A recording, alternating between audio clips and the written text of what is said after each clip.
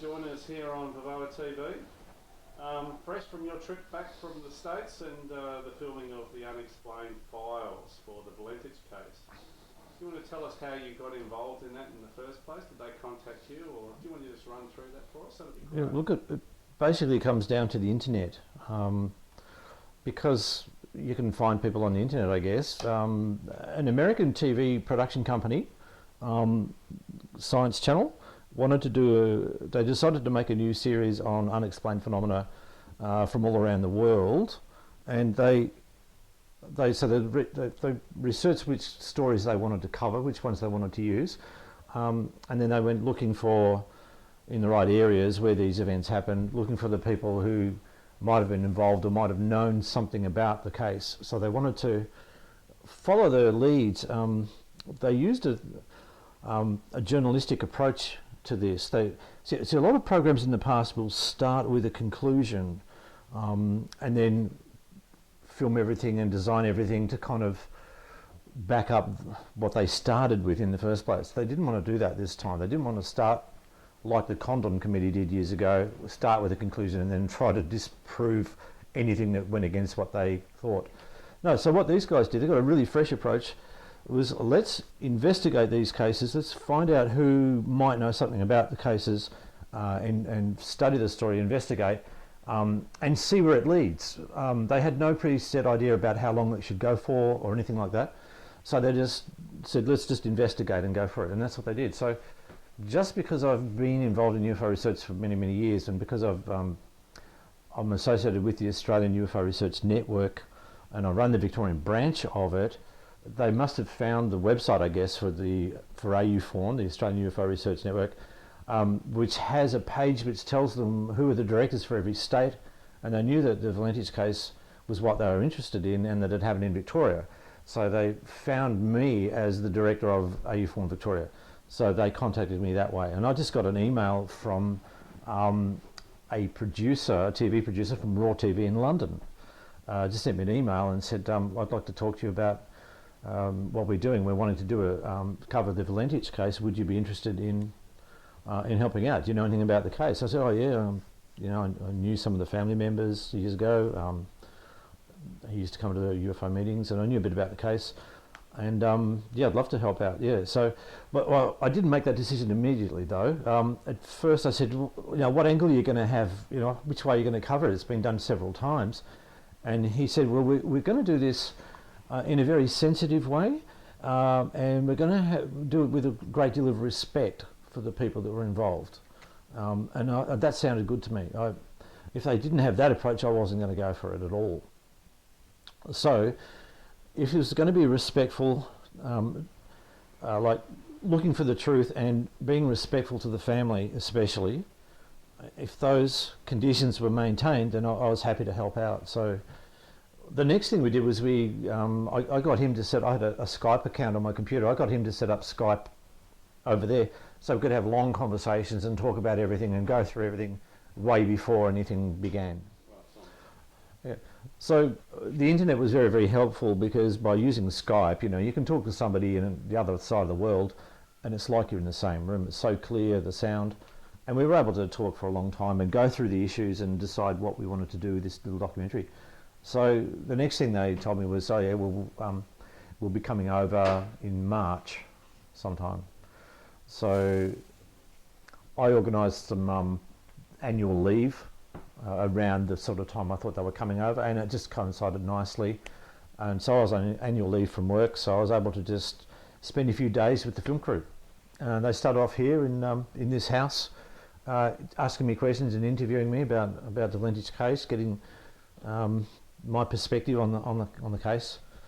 We then went down to my parents' house in Balmoral, where I was on the day that the plane flew over, because I'm pretty well 99% convinced that I was one of the last people to see the plane in the air, because I definitely saw, on the day in question, I saw a blue and white Cessna heading into the sunset, due west, going directly for Cape Otway.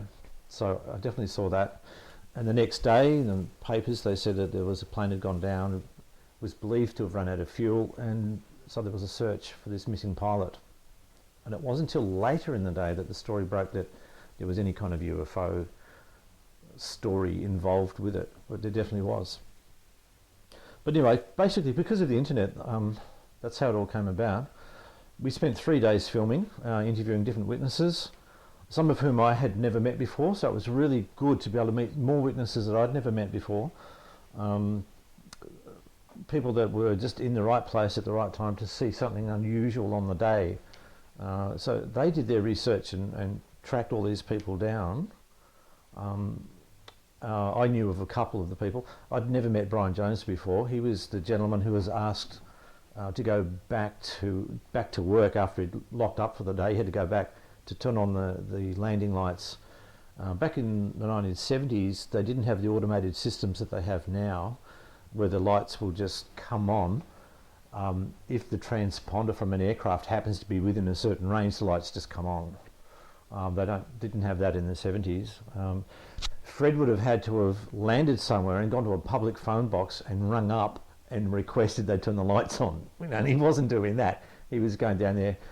One of the things that came out of this whole investigation too was about a lot of people have asked why was it that that Fred didn't ask for those landing lights to be turned on at the landing strip at King Island.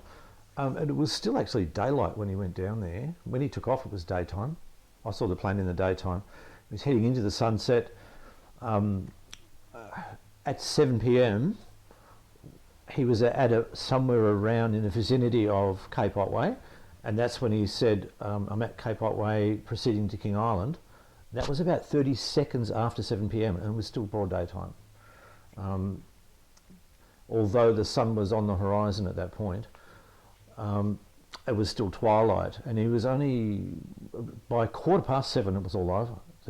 The whole conversation was over. He'd had the encounter. There was 6 minutes from the point of time where he said he was at Cape Otway. He flew into the setting sun for 6 minutes over the water towards King Island before he then said, do you have any, is there any known traffic below 5,000 feet? So he was right over the sea when that happened. And by then it would have been starting to go a little bit darker, but it was still light enough.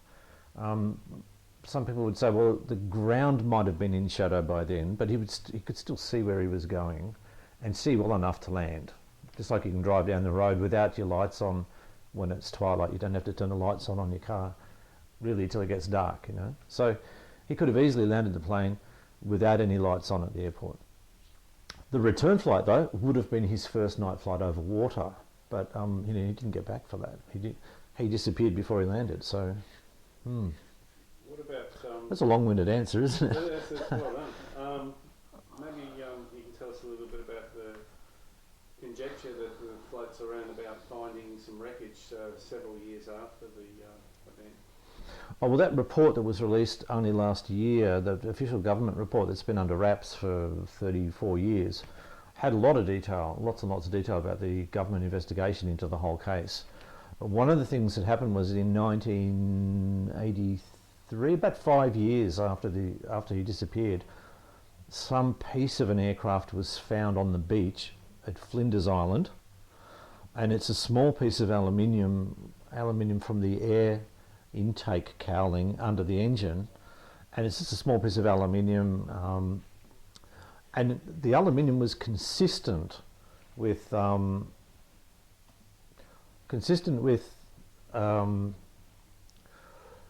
serial number. See, all the parts of the plane have serial numbers on them. The serial number was consistent with the time frame that plane was manufactured. But it could have been from any of 1,000 planes that were manufactured at that time.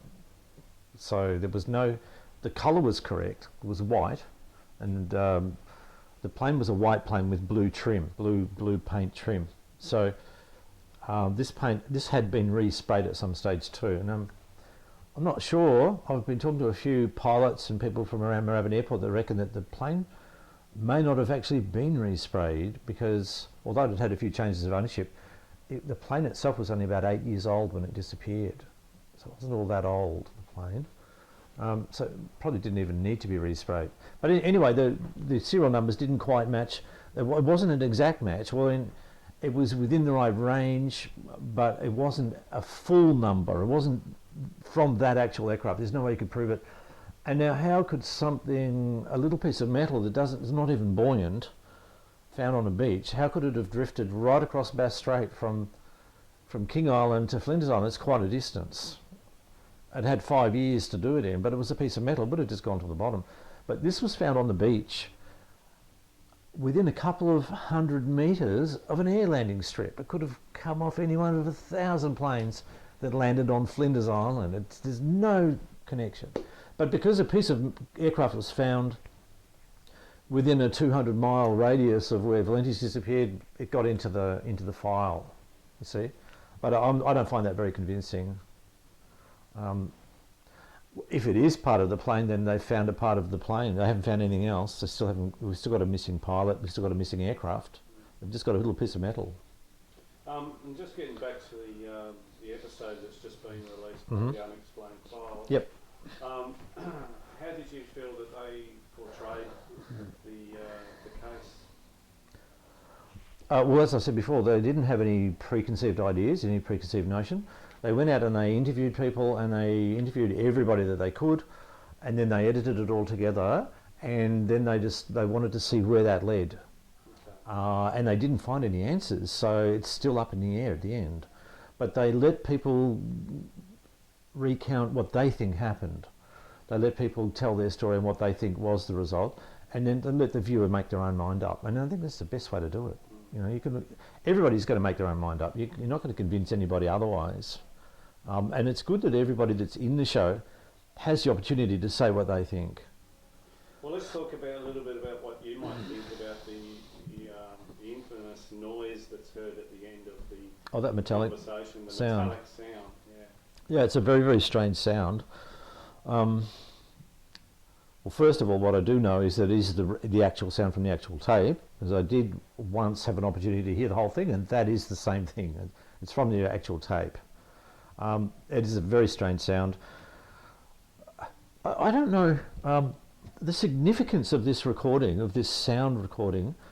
It's quite interesting, the fact that it's right there on the tape where it is. You see, first you've got Frederick flying the plane with one hand, holding a microphone with one hand and flying the plane with one hand and having a conversation, right, for 7 minutes, describing what he's seeing, saying that this is very strange, I don't know what it is, I can't identify it. They said, can you confirm you cannot identify? And he said, yes, affirmative, cannot identify it. So there's something strange flying around him. He's holding the mic, he's flying the plane with one hand. He's concentrating on what he's doing, he's keeping the plane in the air the whole time. He knows that his safety depends on him staying there in the air, flying the plane. He's heading for King Island. They even asked him, what are your intentions? Steve Roby asked him, what are your intentions? He said, my intentions are to continue to King Island, which is what he was doing. Now, there's at one point in the conversation where he stopped heading to King Island because he said, I'm orbiting and the thing's orbiting on top of me also. So at that point, he's no longer heading to King Island, he's going around in circles, either trying to see what's going on around him or to try to find where the thing's gone, because at one point he said it's vanished. So he's going around in a big circle, and this thing was circling above him as he's going around. So it's going 3 or 4 times the speed that he could go. And then he eventually says, look, I'm proceeding to King Island. So he's got his bearings, it's still daytime, and he could see King Island. If you climbed on top of the lighthouse there at Cape Otway, you could probably see King Island from there. Probably, I haven't tried. Well, when you're in the plane anyway, you would see King Island. So he's heading for King Island, and he's in control right up to the very end. Totally in control.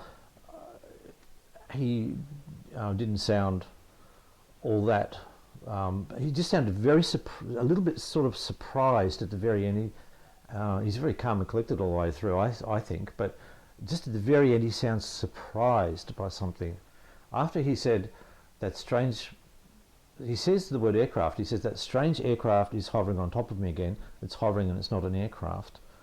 And then he stops, and then he says DSJ Melbourne, and then he doesn't say anything, and then that metallic sound comes in. Now, they were his last words, and then that strange noise happens for 17 seconds, or however long it was, about 17 seconds. And that unusual sound I reckon it has a great significance.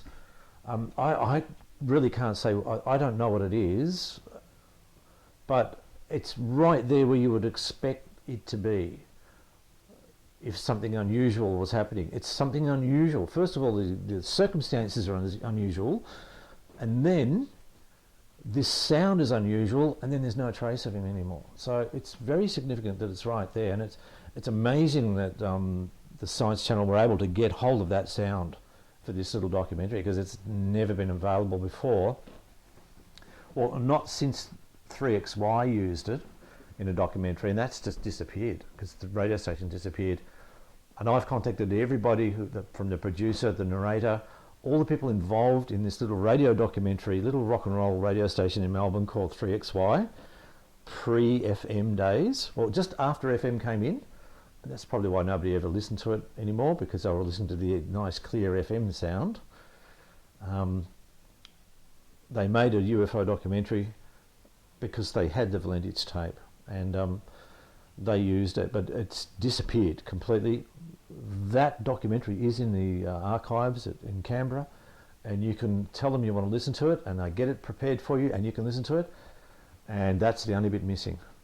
The only part missing from that documentary is that Valentich tape, which was there, and it did have the sound of the metallic sound that you hear in this documentary, on this new TV documentary, but it also had Fred's voice in it too. It's completely gone from our archives copy in Canberra. So why is it missing? I don't know, but it is missing. I've listened to it, it's gone. But that's the only reason 3XY made it in the first place. Another mystery. A mystery on top of a mystery. Okay.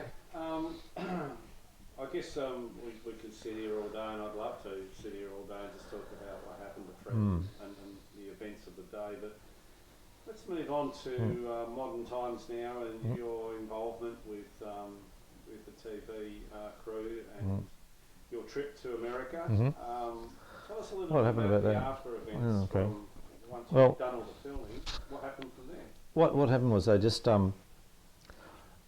my mobile phone rang, and it was London. It was Raw TV, the people that came out to film us. One of their crew rang up and just said, "Look, we're doing the final edit now for the series of all the filming we did. We've got the final edit up.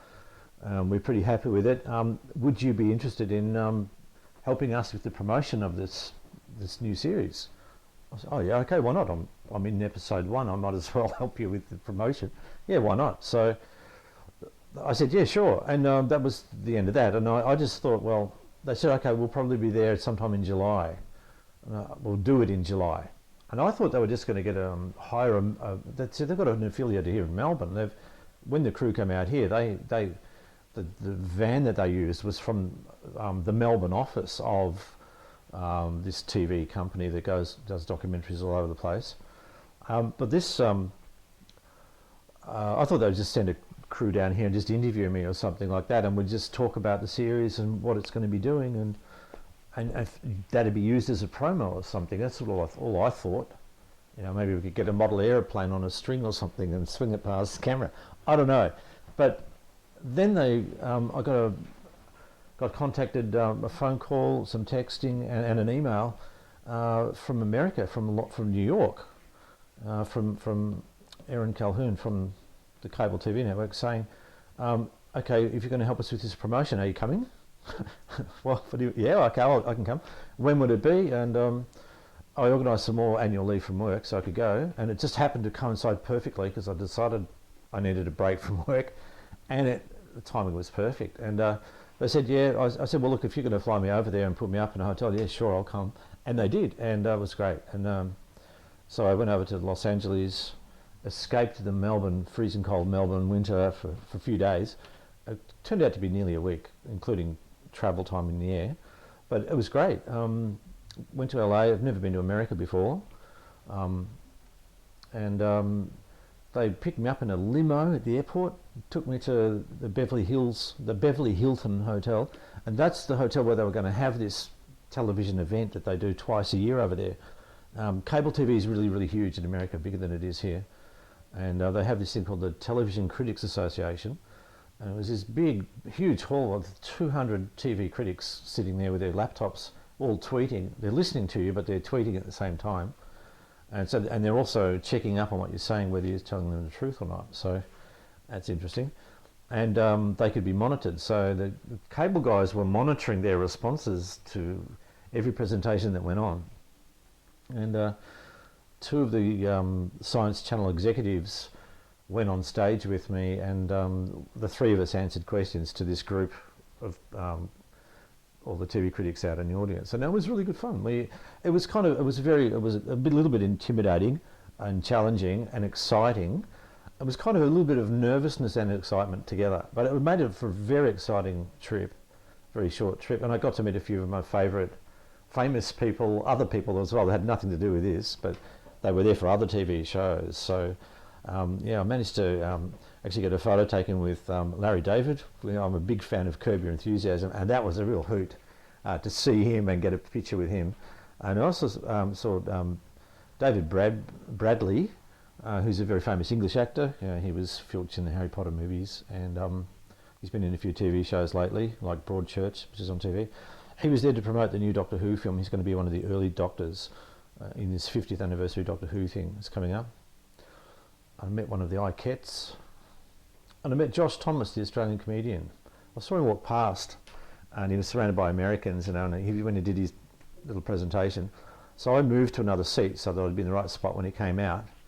And as he came back, I was just like, "Oh, g'day, Josh, how you going?" And you could hear an Australian, and what? So he came over and said hello, and yeah, it was funny. Yeah, he was there to promote his program called Please Like Me. He was promoting that over there. So this is a big TV event that they do in America. It was really good fun. They treated me really, really nicely, really well. I was treated like a VIP, limo to and from the airport. And it was a free day. The Friday was a day where I could just look around LA, and I'd never been there before. And they gave me a limo for 4 hours, limo and a driver, to just go wherever I wanted and check out what I wanted to do. And I had this little tour all organised in my mind, which I did previously online, where to go and what to look at, and did all of that. It was fabulous. It was great. What did you see? Really good. Well, I went and saw all the old recording studios of old 60s rock bands that I was a bit of a fan of. The Doors. They had the Electric Studios and their workshop, and other famous places. I saw the Whiskey Go-Go and the Hollywood Bowl, and yeah, it was good. Went to Santa Monica Beach and Venice Beach. It was a very, very good trip. And it was really nice because you do all this ringing up people and getting their UFO reports for 20 years, and you wonder why you're doing it sometimes, and then out of the blue this is a big reward for me. It was a very nice time. And now that it's gone to air, gone down to cable in America, it's not broadcast, it's narrowcast if it's going down to cable, but it's really big in the States. So when they catch up, when the Australians catch up, see it, I might end up getting, they might want to interview me on, if it comes to cable in Australia, which it probably will do on cable TV, on Foxtel or something. Somebody might ring me up and want to talk about the show, perhaps. I don't know. Look, I'm not expecting anything to happen. There's a possibility that the series will get shown here and it'll possibly even be totally ignored. I have no idea. But it is a big case. It's a major case, and I'm happy to go into bat at any time. This is what went into my mind when I was there in LA and the big event was going to happen the next day. That I was there to represent Frederick Valentich because he couldn't represent himself because he's not around anymore. And you know what I mean? So many theories have been presented that that he was suicidal, or that he was, one of the skeptics even said that he was running drugs between King Island and Melbourne. I mean, that's just wrong. I think that's disgusting. You have a guy whose family have lost their eldest son, and they're being accused of all kinds of stuff that should never happen. So I found a website that said that, and I went in there and I gave them a nice big reply that they're just completely wrong and that they should be ashamed of themselves for putting out stuff like that. I'm prepared to go into bat for Fred anytime, and yeah, someone's got to, and I'm happy to do it. All right, we'll wrap it up now, and thanks very much for your time, George. It's a nice short little chat, but it's very interesting to catch up with you yet again. It's been a very interesting year for me. I'm telling you, very interesting, and it's a pleasure to be interviewed. Yeah. Thanks, Andrew. It's good. That's okay, and all the best for the future. Good, man. Cheers.